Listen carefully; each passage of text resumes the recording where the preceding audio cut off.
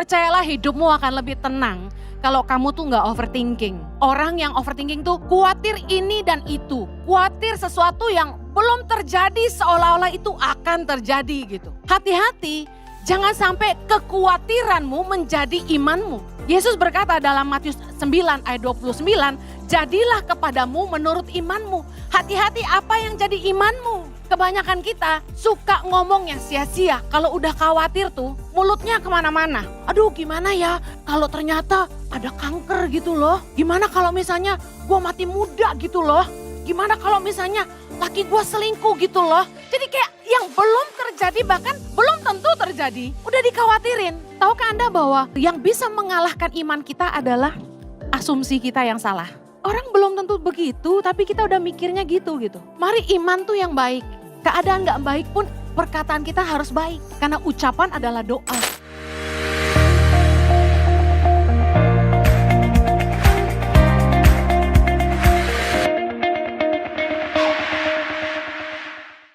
Terima kasih Tuhan. Kami bersyukur buat kasih-Mu dalam hidup kami.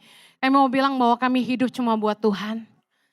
Hidup ini milik Tuhan dan kami percaya bahwa Tuhan yang akan memelihara kami. Menolong kami. Kami percaya bahwa di dalam tangan Tuhan kami aman. Bapak sebentar firman-Mu diberitakan. Berdoa supaya ada damai sejahtera yang memerintah dalam batin kami. Biarlah kami boleh menerima pewahyuan-Mu. Ada hikmat Tuhan dalam setiap kata-kata, dalam setiap ayat yang kami dengar dan kami baca. Tolong hamba-Mu Tuhan, karena sungguh tanpa Engkau hamba tidak mampu menyerahkan setiap menit-menit ke depan ke dalam pimpinan Roh Kudus. Biarkan selalu Kristus yang dipermuliakan dalam hidup kami. Umat yang siap mendengar dan melakukan firman Tuhan sama-sama kita katakan. Amen. Silakan duduk kembali. Puji nama Tuhan, senang sekali saya bisa kembali melayani. Are you excited? Yes. Sore hari ini saya akan khotbah tentang live no worry. Hidup tanpa kekhawatiran. Ada 3 kunci gimana kita tuh enggak hidup dalam kekhawatiran. Yang pertama, jangan overthinking. Katakan kanan kirimu, jangan overthinking. Matius 6 ayat 34, kita baca sama-sama. Sebab itu janganlah kamu khawatir akan hari besok. Karena hari besok mempunyai kesusahannya sendiri. Kesusahan sehari cukuplah untuk sehari. Percayalah hidupmu akan lebih tenang kalau kamu tuh gak overthinking. Apa sih overthinking? Orang yang overthinking tuh khawatir ini dan itu. Khawatir sesuatu yang belum terjadi seolah-olah itu akan terjadi gitu. Hati-hati, jangan sampai kekhawatiranmu menjadi imanmu. Yesus berkata dalam Matius 9 ayat 29, jadilah kepadamu menurut imanmu. Hati-hati apa yang jadi imanmu. Kebanyakan kita suka ngomong yang sia-sia. Kalau udah khawatir tuh mulutnya kemana-mana. Aduh gimana ya kalau ternyata ada kanker gitu loh. Gimana kalau misalnya gue mati muda gitu loh. Gimana kalau misalnya laki gue selingkuh gitu loh. Jadi kayak yang belum terjadi bahkan belum tentu terjadi. Udah dikhawatirin. Ada orang-orang yang dikit-dikit khawatir. Kemarin saya baru ketemu sama satu orang yang kasih tahu saya. Bu ini saya takut setan kata dia. Takut setan gak apa-apa asal kita jangan jadi setan. Ya. Khawatir ini itu belum terjadi. Nah orang yang overthinking ini saya yakin hidupnya gak akan pernah happy. Karena dia selalu akan worry, khawatir. Tahukah Anda bahwa yang bisa mengalahkan iman kita adalah asumsi kita yang salah. Orang belum tentu begitu tapi kita udah mikirnya gitu. Mari iman tuh yang baik.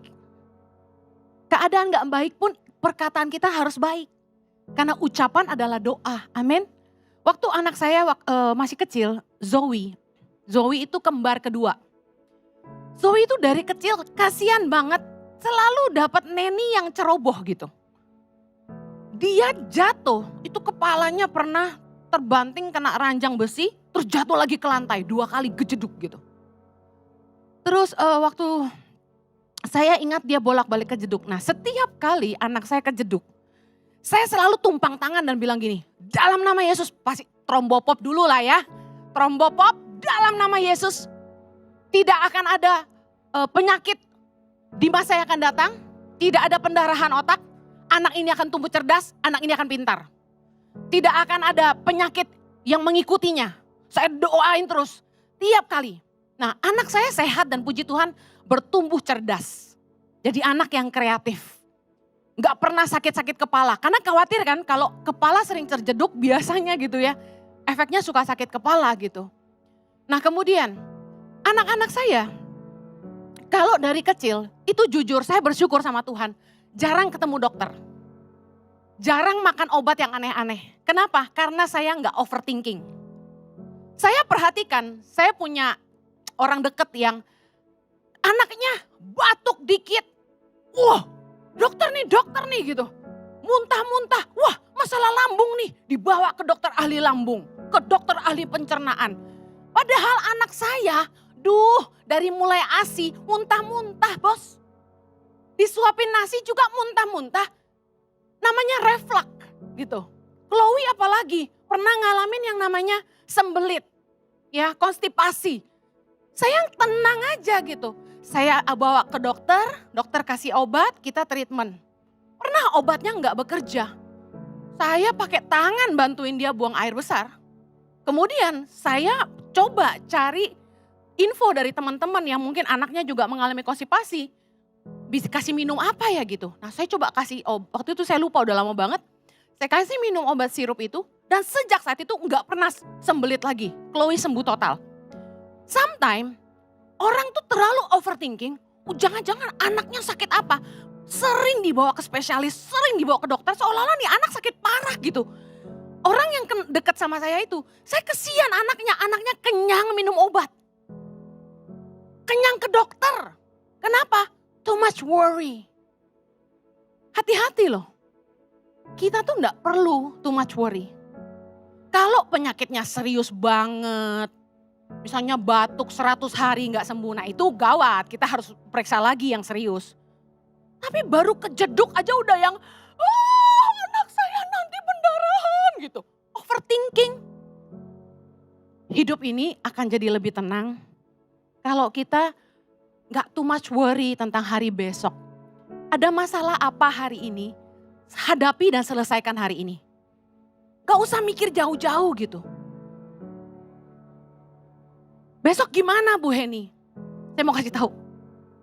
Gak ada satu orang pun yang punya kuasa menentukan hari besok. Kecuali Tuhan. Emang kita bisa ngatur besok kita masih hidup atau enggak? Kan enggak.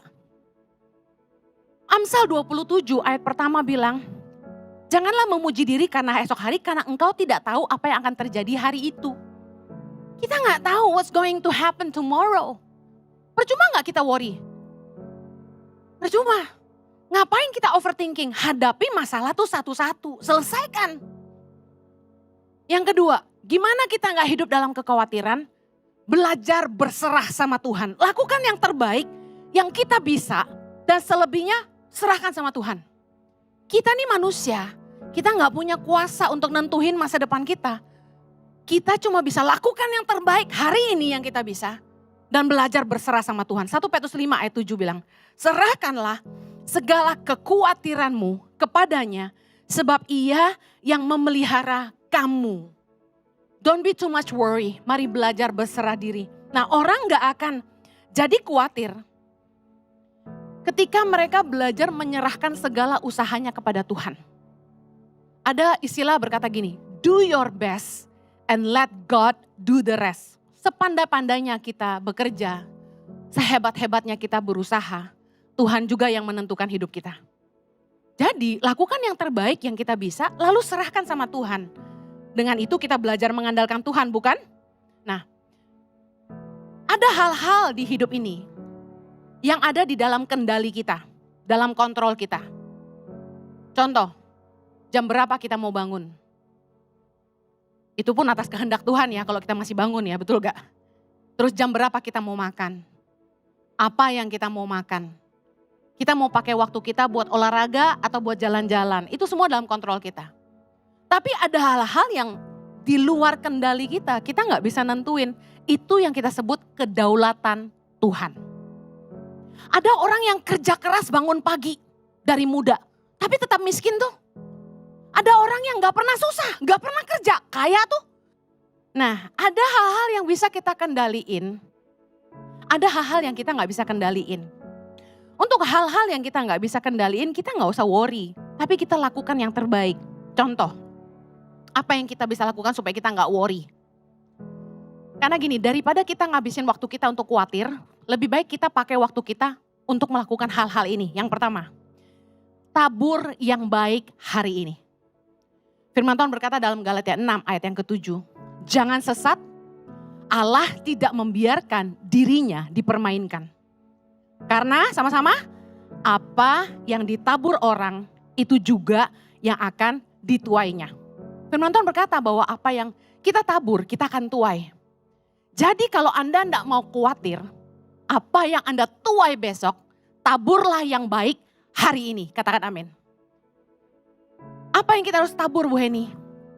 Kalau Anda lihat temanmu susah, Anda coba tolong dia, tabur kebaikan sama dia. Anda ketemu orang, bahkan mungkin orang ini pegawaimu, taburlah kebaikan. You never know apa yang Anda tabur itu suatu hari Anda akan tuai. Saya punya kesaksian hidup yang nyata. Mau dengar? Satu kali saya kerja sama Joyce Meyer Ministries. Kami sedang rekrut untuk administration, admin, staff. Nah datanglah seorang anak perempuan. Saya lupa dia umur berapa waktu itu. Kayaknya masih muda banget ya. Belasan apa umur 20 gitu. Muda banget. Datang ke, waktu itu saya tinggal di rumah mertua saya. Nah datanglah mereka, orang ini sendirian. Interview, akhirnya selesai dia pulang. Nah sebelum dia pulang saya tanya. Saya lihat dia kayak lemes, saya lihat dia kayak dia susah gitu loh. Nah saya tanya, kamu punya uang gak untuk pulang? Dia bilang, gampang Bu gitu. Terus saya kasih uang. Saya kasih 50.000, zaman itu mah lumayan deh ya. Dia pulang naik taksi, saya kasih 50.000 karena rumahnya gak jauh. Nah ternyata sekitar 12 tahun kemudian, apa 10 tahun kemudian ya. Ada seseorang, perempuan, yang ngajak saya ketemu di Starbucks Mall Kelapa Gading. Mau apa? Orang ini pengusaha. Dia mau nabur buat Tangan Pengharapan. Yaitu buat bangun asrama Tangan Pengharapan. Dia dengar saya khotbah bahwa saya tuh sedang dikasih visi sama Tuhan bangun 10 sekolah berasrama untuk melahirkan 1000 pemimpin buat Indonesia. Nah tiba-tiba dia ngajak saya ketemu, dia bilang ini, Ciheni saya mau nabur. Oke saya bilang siap, terima kasih banyak. Saya kasih kontak kantor, kemudian rekening yayasan, selesai. Dia nabur untuk 1 asrama. Nah gak lama dia telepon saya lagi, Ciheni boleh doain kantor saya. Zaman itu saya masih khotbah keliling ya guys. Jadi zaman dulu masih belum sesibuk hari ini. Dia bilang siap, saya datang ke kantornya, doain kantornya. Karena ini kan donatur Tangan Pengharapan ceritanya. Begitu saya selesai doain, biasanya hamba Tuhan pulang dikasih amplop. Nah saya terima aja ya, namanya udah biasa ya kan, memang hidup dari amplop zaman itu guys. Jadi dikasih amplop saya pulang. Nah sampai di rumah itu udah malam. Saya buka amplopnya, saya kaget. Wah salah nih, jangan-jangan bukan buat gua ini mah, buat yayasan kali. Saya cepat-cepat telepon. Saya bilang, sorry ini buat saya atau buat Tangan Pengharapan? Terus dia bilang, buat Cici. Ah serius kamu? Saya bilang, ini banyak sekali loh. Seumur-umur gue doain orang baru kali ini kasih segitu gitu. Saya shock. Pengen tahu gak berapa? 500 miliar. 500 miliar. Berapa? 500 million. Terus dia bilang, ini buat Cici. Oke, nanti kapan-kapan kita ketemu ya Ci, dia bilang. Siap. Besok-besoknya saya lupa kapan kita ketemuan. Tahu gak dia cerita apa? Cici ingat gak tahun berapa gitu ya. Saya tuh pernah ngelamar kerja ke Joyce Meyer Ministry. Untuk jadi staff admin.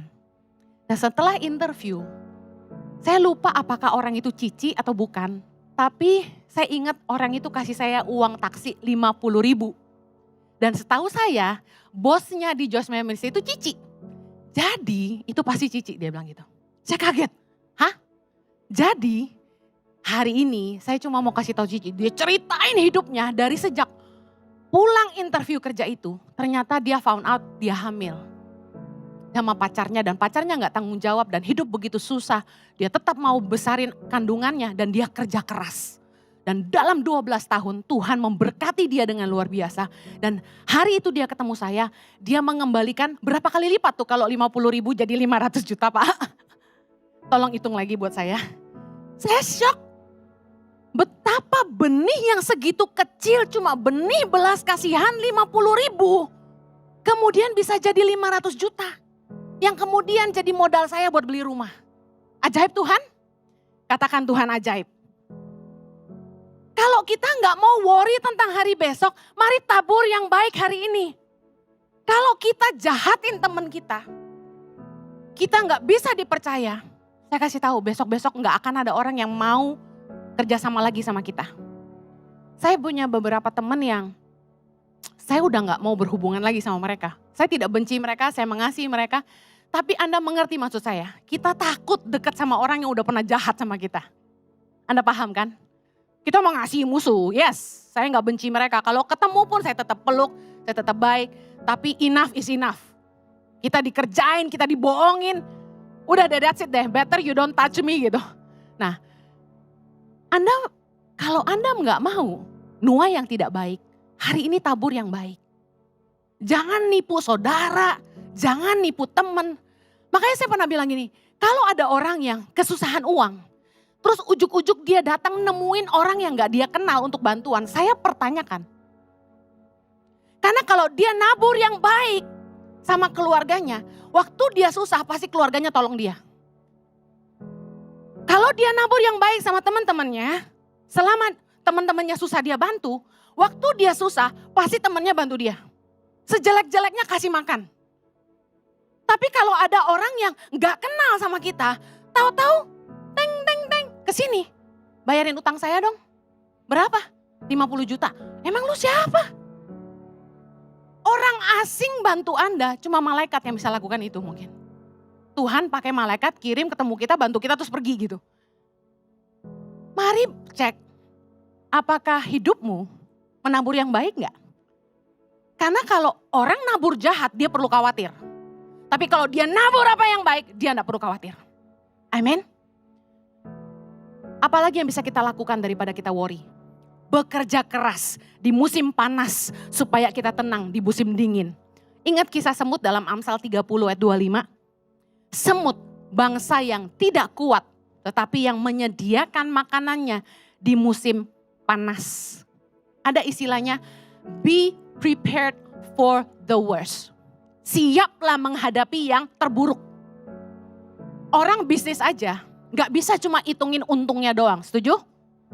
Orang bisnis harus ada kalkulasi loss. Waktu kita bikin neraca keuangan, ada loss, ada profit. Nah, kalau kita prepared for the worst, kita ready untuk hal yang terburuk terjadi, kita akan kerja keras selagi kita bisa.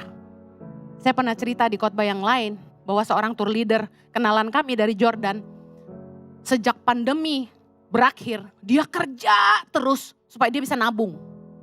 Satu yang dia katakan ke saya khawatir kalau pandemi datang lagi, saya gak bisa kerja, jadi mendingan saya kerja keras. Nah, saya mau ngomong sama yang masih muda katakan amin. Mumpung Anda masih sehat, mumpung Anda masih kuat, kerja keraslah.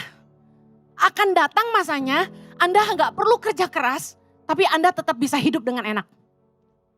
Nah, anak muda suka kebalik. Santailah bos, YOLO, you only live once. Happy bro. Ngapain? Begadang tiap malam sampai pagi. Terus ngapain? Minum, mabok, judi, main-main doang bu. Kita gak judi bu, kita gak ke kasino, kita doang yang main. Terserah lu lah, ya.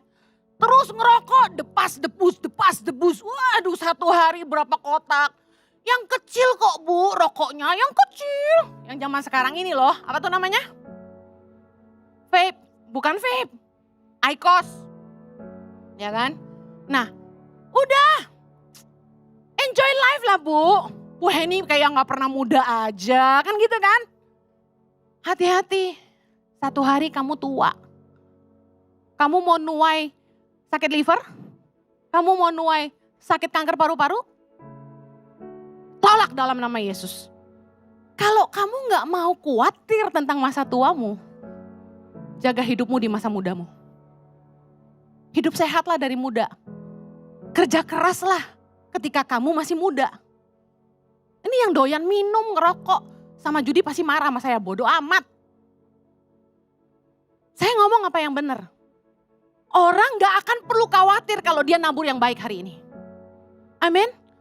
Anda gak bisa egois. Mulut-mulut gua, paru-paru gua. Urusan lu yang apa sama lu?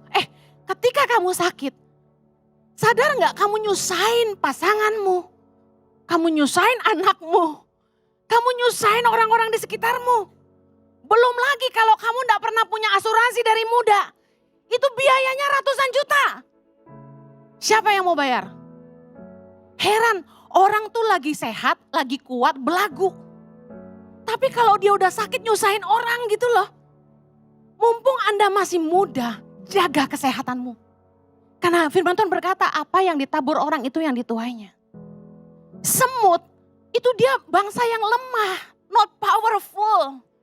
Tapi dia kerja keras di musim panas, supaya dia gak usah khawatir menghadapi musim dingin. Di hidup kita juga sama, gak selalu summer bos.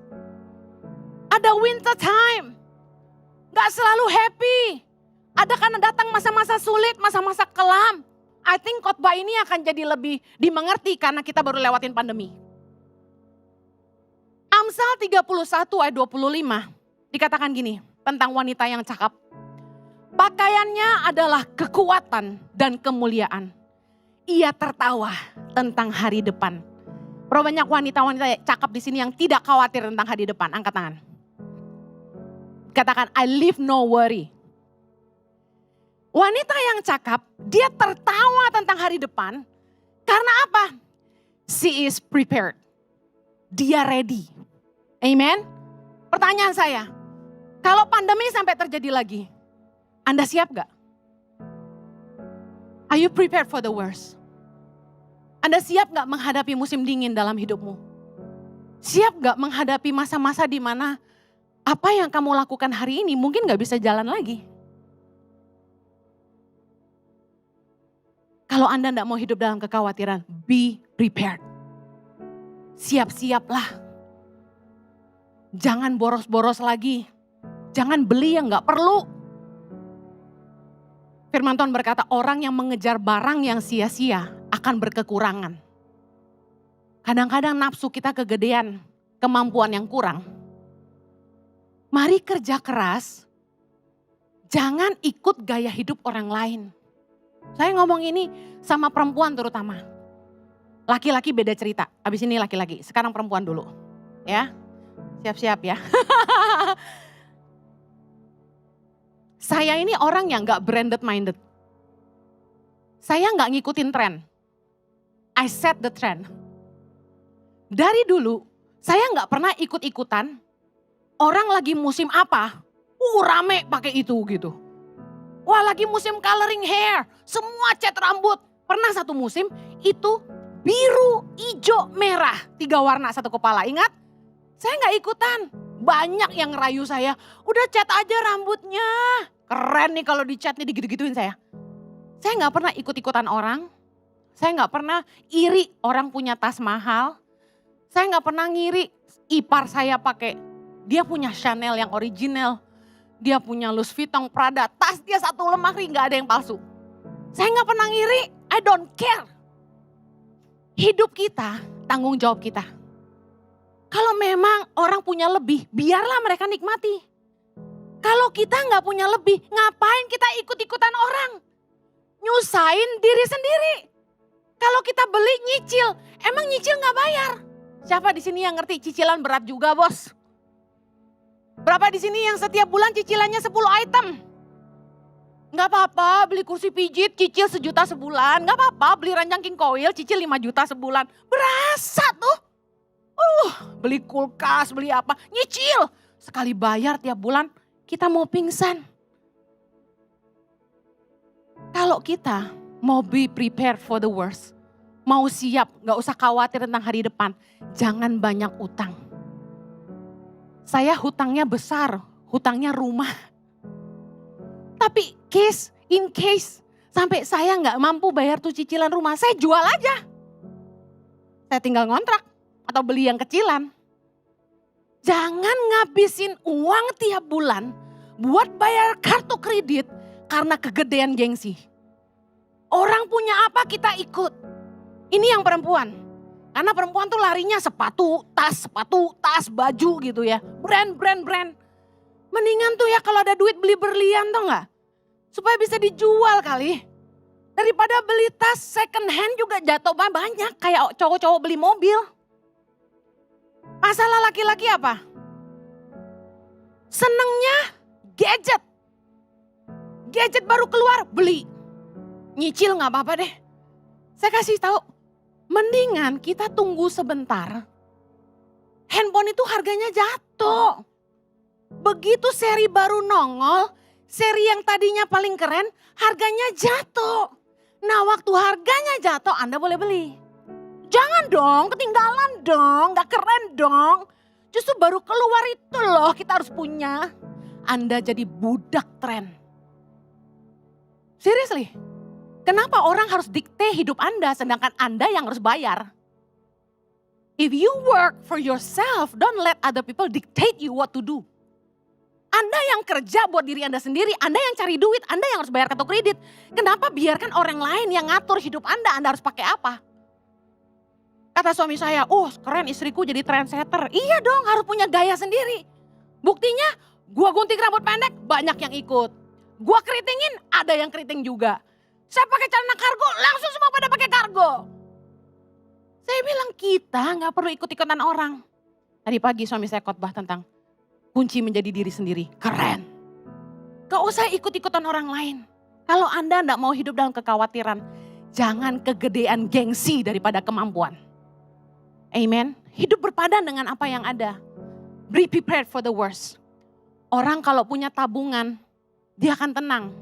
Tahu nggak tabungan Anda harus berapa baru Anda tenang? Tabunganmu minimal 3 bulan biaya hidupmu. Kalau Anda niat resign dari kerjaan, saya kasih tahu, at least you have to save 3 months of your income and expenses. Jadi misalnya 1 bulan Anda butuh 20 juta untuk hidup, Anda harus punya saving 60 juta. Always be prepared. Kalau sampai Anda mau lebih safety lagi, punya 6 bulan cadangan uang. Kalau Anda mau lebih safe lagi, punya setahun cadangan uang. Anda punya gak hari ini? Yang punya angkat tangan. Oh Bu Heni, duit saya mah ngapain gua takut? Ajaib. You live under abundance of grace. Engkau hidup dalam kelimpahan. Amen. Saudara tahu ciri-ciri orang yang khawatir hari besok? Itu mereka biasanya pelit. Kok apa hubungannya pelit sama khawatir? Soalnya dia mikir gini, kalau gua kasih hari ini, besok gua kurang. Saya gak munafik.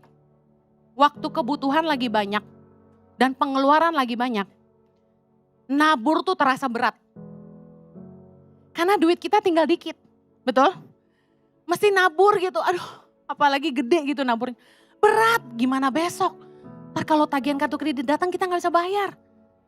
Tapi saya belajar, tiap kali saya nahan, berkat Tuhan juga tertahan. Tapi ketika saya mengambil keputusan, tabur aja. Saking terlalu banyak nabur, tiba-tiba MBCA tulis gini, saldo tidak mencukupi. Gue kaget, dah habis duit gue. Baru langsung kilik-kilik suami, masih ada duit gak? Tolong transfer dikit. Ini saldo tidak mencukupi. Saking lupa transfer terus. Saya bilang kenapa duit habis ya? Kok bisa habis ya? Tapi Tuhan tuh baik. Tiap kali saldo saya udah sampai gak cukup lagi, Tuhan selalu isi. Tuhan selalu berkati. Gak pernah kurang, selalu cukup. Dan kita dimampukan untuk terus jadi berkat. Amen. Nah kalau kita gak mau hidup dalam kekhawatiran, banyaklah nabur, bijaksanalah mengelola keuangan, jangan punya banyak utang yang gak penting-penting. Gak perlu hidup ngikutin gaya hidup orang lain. Tapi kerja keras, punya tabungan. Supaya kita gak perlu kurang. Saya punya tabungan tapi di Australia. Sayang dong kalau dicairin ke rupiah gitu kan. Makanya saya bilang sama suami, kamu cari rupiah aja. Karena aku gak punya uang. Nah suami saya kan bilang, dia kasih uangnya ke saya. Saya senang gitu punya suami yang rajin bekerja. Nah bagi jomblo-jomblo yang tidak mau khawatir akan masa depan, cari laki-laki yang suka kerja. Katakan amin. Nah istri-istri yang suaminya rajin kerja, jangan suka marah. Kamu nih kerja melulu, gak perhatian sama aku. Saya kasih tahu, mendingan suami kamu suka kerja daripada suka main perempuan. Pilih mana? Yang suka kerja apa suka main perempuan? Justru laki-laki yang baik itu sibuk. Laki-laki yang baik harus sibuk. Ayo pandang laki-laki di sebelahmu. Laki-laki yang baik harus sibuk. You know why? Mau tahu kenapa? Karena laki-laki nganggur tuh gak baik.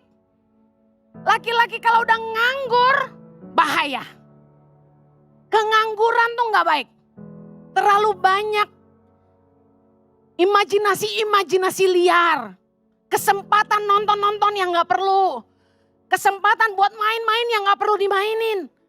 Jadi saya senang suami saya sibuk. Sibuklah terus sayang, teruslah berkarya. Haleluya. Amin. Kita harus bertumbuh. Jangan sampai buang waktu. Saya akhiri, yang terakhir. Kalau kita tidak mau khawatir, mari percaya pemeliharaan Tuhan. Kita akan bisa tidur nyenyak, hidup dalam damai sejahtera. Kalau kita punya sikap seperti ini. Yang pertama, kita punya Bapa yang baik. Katakan amin. Matius 6 ayat 31.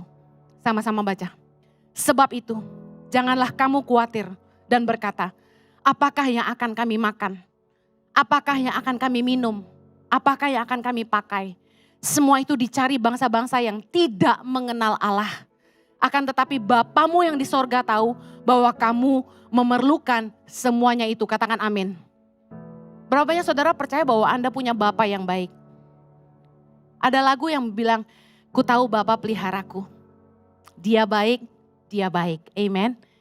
Anda gak akan khawatir kalau Anda mengenal siapa Bapamu. Dia Bapa yang baik. Mungkin ada di antara Anda yang lahir di keluarga yang papamu gak baik. Tapi saya kasih tahu, Bapa kita di sorga, dia sangat baik. Dia tahu apa yang kamu perlukan. Dan dia pasti menyediakan. Bukankah di masa-masa sulit, gak ada di antara kita yang kelaparan? Katakan Tuhan baik. Terakhir saya mau tutup dengan kesaksian.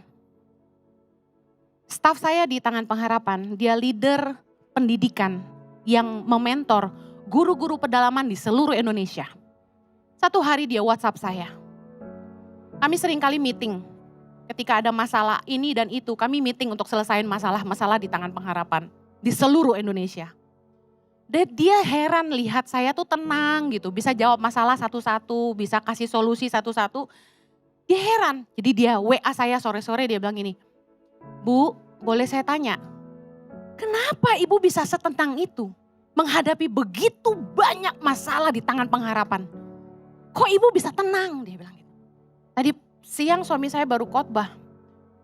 Cerita bahwa Tangan Pengharapan tuh tiap bulan harus raising fund 3 miliar. Untuk bisa keep the programs running. Gak kecil kan? Harusnya saya stres gak? Harusnya stres banget. Apa yang membuat saya tenang? Saya mau share ini rahasianya. Orang tuh jadi gak khawatir kalau dia percaya bahwa apa yang dia punya itu milik Tuhan. Apa yang kita punya? Saya mau tanya. Hidup kita ini milik Tuhan. Usaha kita itu punya Tuhan. Kita ini cuma pengelola. Makanya kalau kita punya pemahaman ini, kita gak akan jadi orang yang serakah. Karena kita tahu kita harus jadi pengelola yang baik. Roma 11 ayat 36 berkata, sebab segala sesuatu adalah dari Dia, dan oleh Dia, dan kepada Dia. Bagi Dialah kemuliaan sampai selama-lamanya. Mari serahkan kepemilikan atas hidupmu dan usahamu kepada Tuhan. Saya percaya kalau kita belajar menyerahkan semua yang kita punya, bahkan hidup kita sama Tuhan. Kita mau bilang sama Tuhan, I am yours and all I have is yours. Kita percaya bahwa Tuhan yang pasti akan pelihara kita.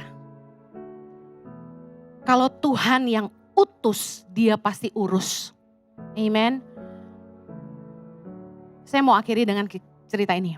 One day, uang di yayasan tuh tinggal 12 juta. Mungkin yang baru ngerti keuangan yayasan hari ini akan terngangah karena gak pernah saldo kita segitu. Saya stres banget karena zaman itu kita udah ngasih makan sekitar 1.500 anak kalau gak salah ya. Dan kami kehilangan donatur besar. Donatur besar itu adalah tempat saya bekerja. Yang mengambil bagian sekitar 50 juta tiap bulan ditabur ke Tangan Pengharapan. Waktu mereka stop itu, saya stres banget. Saya bilang, Tuhan, ini mau gimana ya gitu. Saya harus kirim uang makan buat anak-anak di pedalaman dan uangnya kurang gitu. What should I do gitu. Di titik itu saya stres sekali, saya depresi sekali, saya gak bisa tidur 1 minggu. 1 week I didn't sleep. I cried, I was stressed, kepala pusing. Bayangin saya sombong sekali. Saya berpikir bahwa Tangan Pengharapan milik saya. Jadi saya stres. Tapi saya ingat hari itu yang saya lakukan adalah saya berlutut dan saya bilang gini sama Tuhan. Tuhan, Tangan Pengharapan ini bukan punya saya. Tangan Pengharapan ini punya Tuhan. Jadi saya percaya Tuhan yang urus. Tuhan yang akan cukupi semuanya. Buat saya, kalau Tuhan gak penuhi kebutuhan bulan itu, I'm done. Saya selesai Tuhan. Saya gak akan lanjutin apa yang Tangan Pengharapan kerjakan. Saya akan selesai di sini aja. Karena saya tahu Tangan Pengharapan itu gak mendatangkan pemasukan buat hidup kami pribadi kan. Saya kan gak hidup dari Tangan Pengharapan. Saya gak ada untung, gak ada rugi dari Tangan Pengharapan. Jadi ada gak ada Tangan Pengharapan buat saya, bukan urusan saya, itu urusan Tuhan. Jadi saya bilang sama Tuhan, kalau Tuhan gak sediakan bulan ini, you know Lord, what I will do? Saya bakal pulang ke Australia. I'm serious, I'm gonna go home. Saya akan pulang aja ke Sydney. The worst thing gue kerja buat menghidupi diri sendiri, udah don't care lah tentang mimpi buat Indonesia. Tapi apa yang terjadi? Sejak saya belajar menyerahkan Tangan Pengharapan dan hidup saya kepada Tuhan, saya melihat dengan mata kepala saya sendiri bagaimana Tuhan menyertai Tangan Pengharapan dari hari ke hari, bulan ke bulan, tahun ke tahun, dan Tangan Pengharapan gak pernah kurang. Dengan proyek dan program yang jauh lebih banyak hari ini, di mana kita nolong 6.800 anak-anak di 87 titik di seluruh Indonesia, dengan program guru pedalaman di mana kita harus bayar gaji-gaji guru lebih dari 200 orang di seluruh Indonesia. Ngasih makan anak-anak di pedalaman supaya mereka gak gizi buruk. Kasih pengobatan gratis di NTT, pemberdayaan masyarakat, kita nabur benih. Lalu kita lewat Peduli Sesama kasih modal tanpa bunga, bahkan kasih modal cuma-cuma buat masyarakat gak mampu. Bangunin rumah orang yang gak layak, bangunin MCK di daerah-daerah slum areas di Jakarta dan sekitarnya. Saya lihat bagaimana Tuhan menyertai dengan begitu luar biasa. Kita malah terus diberkati dan lebih diberkati. Saya gak pernah lihat Tuhan meninggalkan saya sehari pun. Yang saya mau saksikan buat Anda. Kalau hidup Anda punya kebutuhan yang tidak sebesar Tangan Pengharapan. Gak ada kan di sini yang hidup tuh butuh 3 miliar tiap bulan, gak ada kan ya? Mudah-mudahan sih gak ada ya. Jadi kalau kebutuhanmu jauh lebih kecil dari itu, saya cuma mau bilang, Tuhan sanggup pelihara kamu. Do not worry. Serahkan hidupmu, serahkan semua yang kamu buat, lakukan yang terbaik dan izinkan Tuhan berkarya atas hidupmu.